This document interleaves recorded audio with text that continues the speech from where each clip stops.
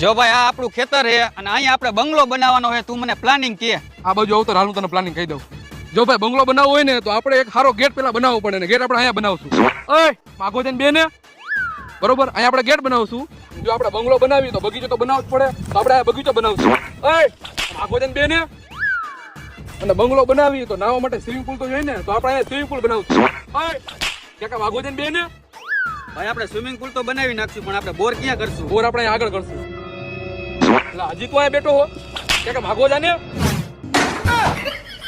જો ભાઈ બોર આપણે અહીંયા કરશું. પણ ભાઈ મારા ખેતરમાં મેં 5 બોર કરાવ્યા અને એકેય બોરમાં પાણી આવ્યું નહીં અને મારે લાખો રૂપિયાની નુકસાની આવી અને હવે મારા ખેતરમાં કઈ જગ્યાએ પાણી છે એ કેમ ખબર પડશે? બોર કરવામાં આટલો બધો ખર્ચો કરાય જ નહીં. ખાલી 10,000 માં જર્મન મશીન થી ઇરફાનભાઈ ગોંડલ વાળા ચેક કરી દઈએ. કિસ્મત મશીન વાળા ખમ હું એને ફોન કરું. ખેતરમાં પાણી કેટલા ફૂટ ઊંડું છે, કેટલું છે, કેવડું છે, 1.5 નું છે, 2 નું છે, ખારું છે કે મીઠું છે એ બધું તને કહીશે.